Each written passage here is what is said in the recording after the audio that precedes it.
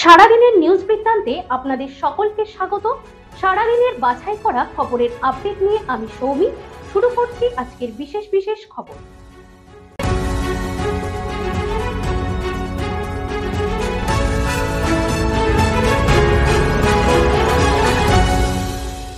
সারাদিনের নিউজ বৃত্তান্ত নিবেদন করছেন প্রিন্ট জুয়েলার্স, সোনা যা সর্বক্ষণে।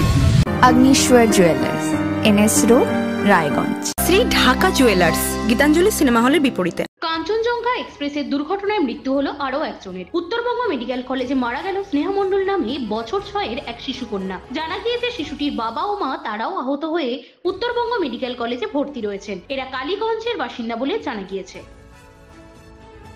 অটোমেটিক সিগন্যাল কাজ করছিল না, সেই জায়গায় কাগজের সিগন্যাল দিয়েও কাজ করা যায়, কিন্তু মালগাড়ির গতিবেগ 78 কিলোমিটার ঘন্টায় কি করে গেল সবটাই তদন্ত করে দেখা হবে। ঘটনাস্থল পরিদর্শন শেষে সাংবাদিকদের মুখোমুখি হয়ে এমনটাই জানালেন chief commissioner of railway safety জনক কুমার গর্গ। কোচবিহারের মদনমোহন মন্দিরে পুজো দিলেন পশ্চিমবঙ্গের মুখ্যমন্ত্রী মমতা বন্দ্যোপাধ্যায়। আজ দি গ্রেটার কোচবিহার পিপলস অ্যাসোসিয়েশনের নেতা তথা বিজেপির রাজ্যসভার সাংসদ অনন্ত মহারাজের সঙ্গে দেখা করতে তার বাড়িতে যান মুখ্যমন্ত্রী মমতা বন্দ্যোপাধ্যায়। কোচবিহার লোকসভা কেন্দ্রে তৃণমূল কংগ্রেসের জয়লাভের পর অনন্ত মহারাজের সঙ্গে মুখ্যমন্ত্রী মমতা বন্দ্যোপাধ্যায়ের এই সাক্ষাৎকার যথেষ্ট তাৎপর্যপূর্ণ।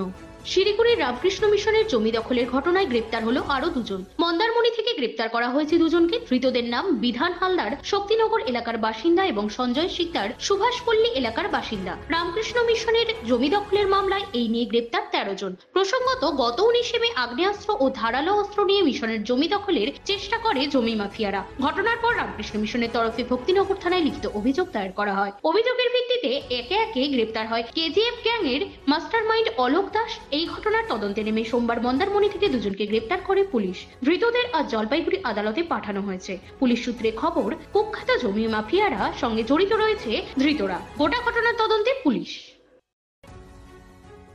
বেসরকারীকরণের চক্করে রেলি প্রায় 10 লক্ষ শূন্য পদে নিয়োগ করছে না কেন্দ্র সরকার। মঙ্গলবার কাঞ্চনজঙ্ঘা এক্সপ্রেস দুর্ঘটনা নিয়ে এই ভাষাতেই কেন্দ্র সরকারকে আক্রমণ করলেন কলকাতা পুর নিগমের মেয়র ফিরহাদ হাকিম। যেদিন পোস্টাল ডিপার্টমেন্টের সিনিয়র অফিসার শঙ্কু মোহন দাসের কফিনবন্দি দেহ ফিরল তার কলকাতার ফুলবাগানে সার্কুলার রোডের বাড়িতে। সোমবার কাঞ্চনজঙ্ঘা এক্সপ্রেসের ট্রেন দুর্ঘটনায় মৃত্যু হয়েছিল তাকে তার বাড়িতে শেষ শ্রদ্ধা জানাতে উপস্থিত হন কলকাতা পুর নিগমের মেয়র ফিরহাদ হাকিম সহ মানিকতলা বিধানসভার উপনির্বাচনের প্রার্থী শক্তি পান্ডে। সেখানে সাংবাদিকদের মুখোমুখি হয়ে তিনি জানান, মুখ্যমন্ত্রীর রেলমন্ত্রী থাকাকালীন প্রস্তাবিত অ্যান্টি কলিশন ডিভাইস আজ পর্যন্ত কার্যকর হলো না। এই ধরনের ভয়ঙ্কর দুর্ঘটনা তারই পরিণতি। প্রতিদিনের প্রতি মুহূর্তের খবরের আপডেট পেতে চোখ রাখুন নিউজ বৃত্তান্তের ফেসবুক পেজে।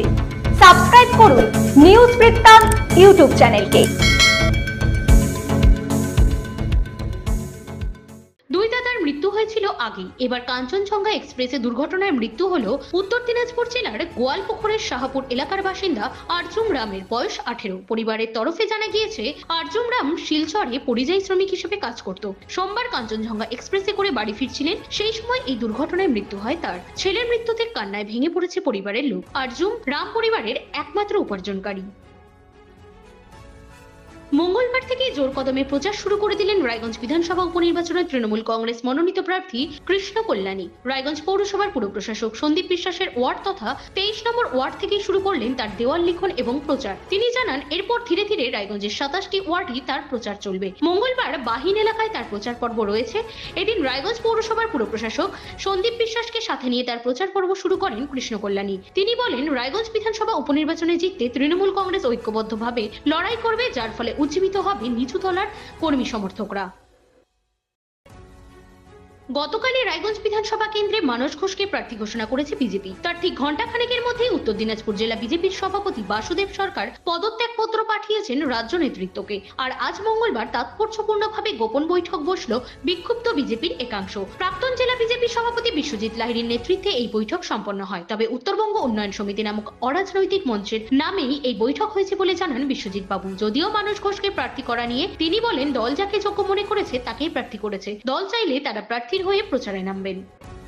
সারাদিনের নিউজ বৃত্তান্ত আজ এ পর্যন্তই। সঙ্গে থাকুন, দেখতে থাকুন, চোখ রাখুন নিউজ বৃত্তান্তে। নিউজ বৃত্তান্ত, হলুদ নয়, স্বচ্ছ।